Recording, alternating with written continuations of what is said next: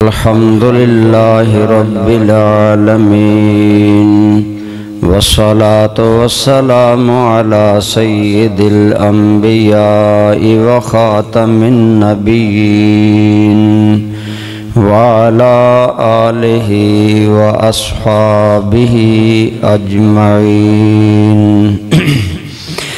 أما بعد فأعوذ بالله من الشيطان الرجيم بسم الله الرحمن الرحيم سبحان الذي أسرى بعبده ليلا من المسجد الحرام إلى المسجد الأقصى الذي باركنا حوله لنريه من آياتنا إنه هو السميع البصير صدق الله مولانا العظيم صدق وبلغنا رسوله النبي الأمي الكريم حمد و صلاة کے بعد قابل احترام برادران اسلام، بزرگوں، دوستوں، عزیزوں، اللہ تعالی انسانوں میں سے جس انسان کو نبی اور رسول بناتا ہے وہ انسان ہوتا ہے۔ عام لوگ اسے اپنے جیسا سمجھتے ہیں، بے شک وہ انسان اور بشر ہوتا ہے، لیکن اسے اللہ تعالیٰ نبوت و رسالت کے لیے خود منتخب کرتا ہے۔ نبوت و رسالت ملنے میں عبادت، ریاضت یا محنت کا کوئی تعلق نہیں۔ اللہ کریم فرماتے ہیں اللہ یعلم حیث یجعل رسالتہ۔ دوسرے مقام پر فرمایا اللہ یجتبی الیہ من یشاء، اللہ جسے چاہتا ہے اپنے راستے میں چن لیتا ہے، اور اللہ بہتر جانتا ہے کہ وہ رسالت کسے دے رہا ہے۔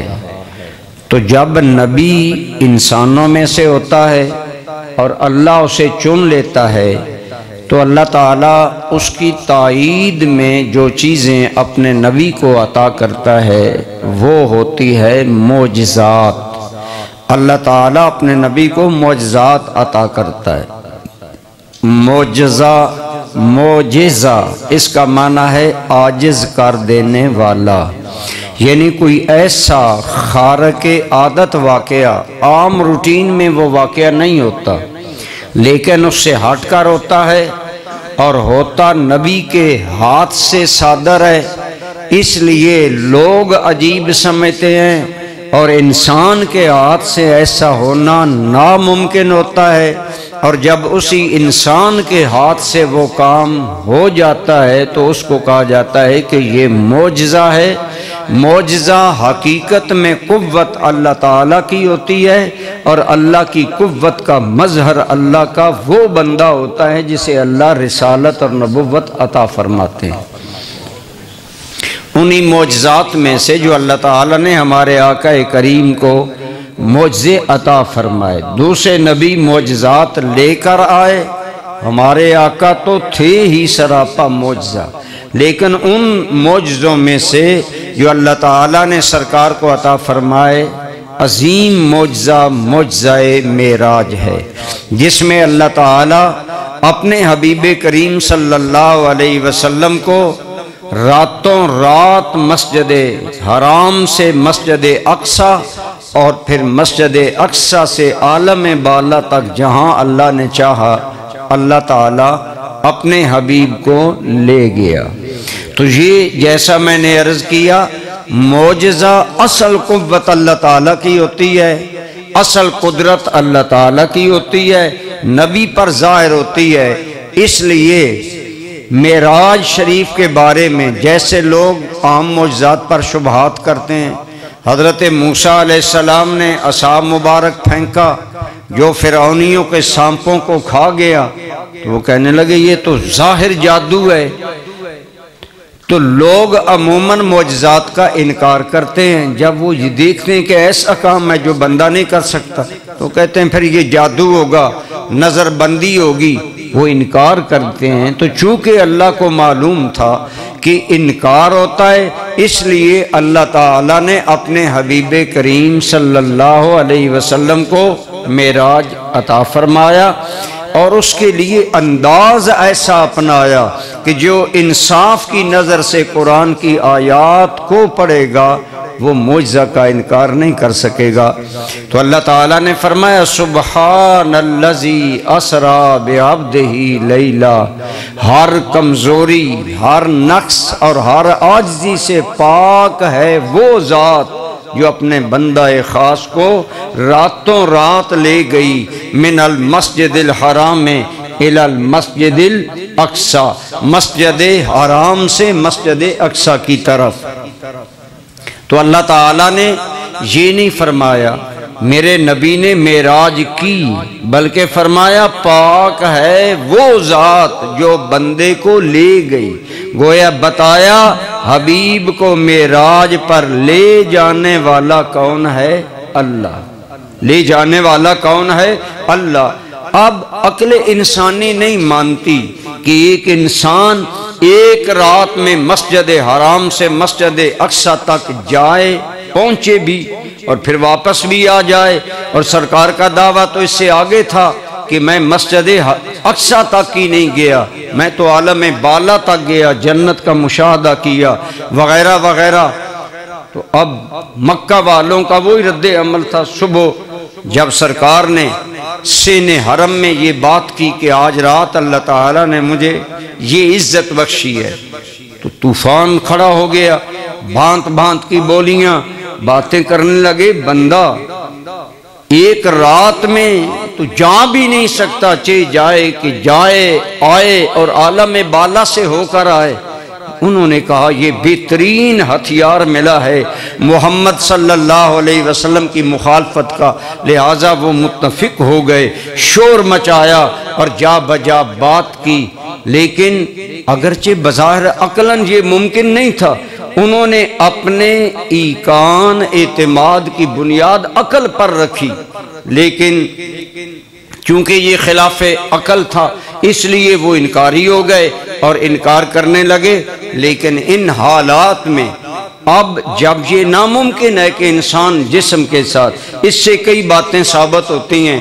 پہلی تو اس سے ثابت یہ بات ہوتی ہے، ہمارے مسلمانوں کے اندر بھی بعض مسلمان کہتے ہیں جی یہ روحانی معراج تھی، جسمانی نہیں تھی۔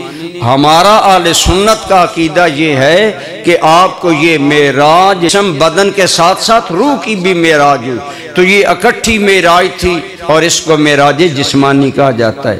ہم کہتے ہیں ہمارے پاس دلیل کیا ہے؟ وہ کہتے ہیں کہ ممکن ہے کہ انسان جسم کے ساتھ آئے اور جائے۔ ہم کہتے ہیں کہ یہی تو بات ہے کہ معجزہ کہتے ہی وہ ہیں جو کہ انسانی اختیار سے بالا تر ہو اور خارق عادت ہو اور عقل انسانی یا امکان انسانی میں نہ ہو۔ اس سے بھی اسی لیے اللہ تعالیٰ نے فرمایا معراج محبوب نے نہیں کیا، میں نے کروایا۔ گویا معراج کرانے کی نسبت اپنی طرف کی، اور سبحان الذی اسریٰ بعبدہ، ہر کمزوری سے پاک ہے، ہر نقص اور عیب سے پاک ہے وہ ذات جو اپنے بندہ خاص کو لے گئی۔ فرمایا میں لے گیا۔ اب یہی سوال ہے، ماننا انسان کے لیے راتوں رات مسجد اقصی جا کر واپس آنا ممکن نہیں، لیکن یہ بتاؤ کہ کیا رب لے جا بھی نہیں سکتا؟ اور جب اللہ ہر قدرت کا مالک ہے، علی کل شیء قدیر ہے، اپنی جو چاہے وہ اس پر قادر ہے، تو جب قادر ہے تو وہ کمزوریوں عجز سے پاک ہے۔ گویا یہ فرما کر کہ جو ذات کمزوریوں سے پاک ہے وہ اپنے بندے کو لے گئی، گویا بتایا لوگو اسے معراج کرانے والا خدا ہے، اس لیے معراج محمد مصطفیٰ صرف معراج مصطفیٰ ہی نہیں، خدا کی عظمت اور قدرت کی دلیل بھی ہے۔ تو فرمایا اس میں پہلا جواب تو یہ کہ یہ بتاؤ کیا اللہ بھی یہ کام قادر کرنے پر قادر ہے کہ نہیں؟ اور جب اللہ عاجزیوں سے پاک ہے، اللہ کمزوریوں سے پاک ہے اور علی کل شیء قدیر ہے، تو اس لیے فرمایا معراج ہم نے کرایا۔ علماء نے فرمایا معراج کرانے کی نسبت اللہ نے اپنی طرف کر کے 3 چیزیں واضح کی۔ پہلی چیز یہ واضح کی کہ اے انسانو، تمہاری عقل میں یہ بات تو نہیں آئے گی، لیکن سوچو یہ کہ اگر مصطفیٰ جانے کے قابل نہیں تو کیا خدا لے جانے کے قابل بھی نہیں؟ جب خدا لے جانے کے قابل ہے اور اس نے مصطفیٰ کو اپنا رسول بنایا ہے تو پھر ماننا پڑے گا اگر قدرت خدا برحق ہے تو معراج معجزہ مصطفیٰ بھی برحق ہے۔ اسی لیے مکہ والوں نے ایک سینس کا سوال کیا، انہوں نے کہا محمد ہم جانتے ہیں تو آج تک مکہ سے کبھی مسجد اقصیٰ نہیں گیا، شام نہیں گیا، ہمیں پتہ ہے، اگر تم گئے ہو تو بالکل سیدھی سی بات ہے، بتاؤ مسجد اقصیٰ کیسی ہے؟ مسجد اقصیٰ کا ماحول، اس کے دائیں بائیں کیا ہے؟ اب بالکل سوال جینوئن تھا۔ سرکار کریم صلی اللہ علیہ وسلم فرماتے ہیں میرے ذہن میں سوال آیا کہ میری توجہ تو ساری اپنے رب کی طرف تھی، معراج کرانے والے کی قدرتوں، نشانیوں اور عظمتوں کی طرف تھی، میری تو توجہ نہیں تھی کہ مسجد اقصیٰ کا اڑوس پڑوس کیا ہے۔ تو آپ فرماتے ہیں میرے دل میں ڈالا گیا محبوب ہم نے معراج کرایا ہے نا، آپ کیوں پریشان ہیں؟ جو یہ سوال کرتے جائیں لو اتنے میں سرکار فرماتے ہیں اللہ نے حجابات اٹھا دیے اور مسجد اقصیٰ میرے سامنے کر دی۔ فرمایا محبوب جو سوال یہ کرتے جائیں تم دیکھ کر جواب عطا فرماتے جاؤ۔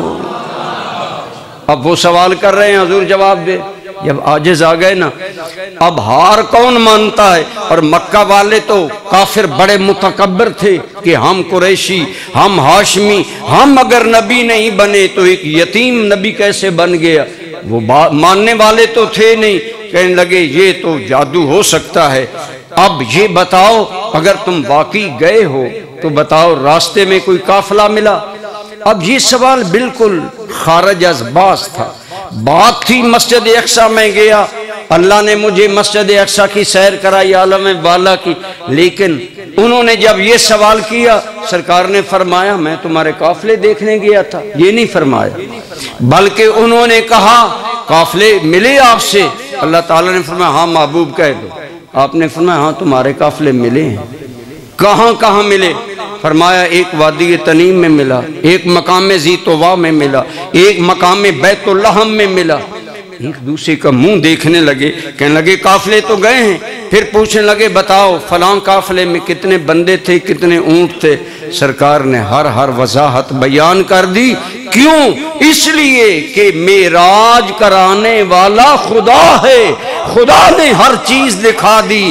حبیب جو تیری معراج کا انکار کرے گا وہ میری قدرتوں کا انکار کرے گا، اور میں ہر چیز پر قادر ہوں، لہٰذا جو بھی وہ سوال کرتے گئے رسول اللہ ان کے جواب عطا فرماتے گئے۔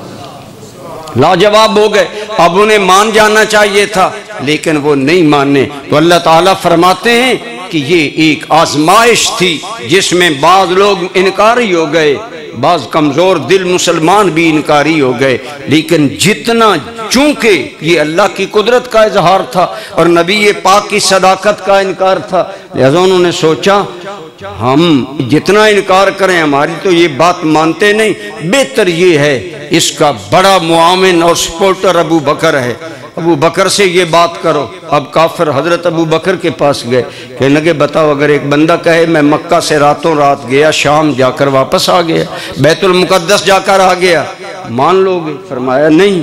انہوں نے سمجھا بات تو بن گئی، انہوں نے کہا وَيَقُولُ صَاحِبُكَ هَكَذَا، اے ابو بکر تیرا ساتھی محمد یہی بات کہہ رہا ہے۔ تو حضرت ابو بکر نے فرمایا تم کہتے تھے کوئی انسان کہے، اگر کوئی بھی کہے میں نہیں مانوں گا، اگر محمد مصطفیٰ کہیں تو میں یقیناً مانوں گا اور میں تصدیق کرتا ہوں۔ اگر میرے آقا نے فرمایا ہے تو جو فرمایا ہے برحق فرمایا ہے۔ آپ نے فرمایا عقل کے اندھو، تم کہتے ہو رسول اللہ مسجد اقصی سے واپس کیسے آ گئے؟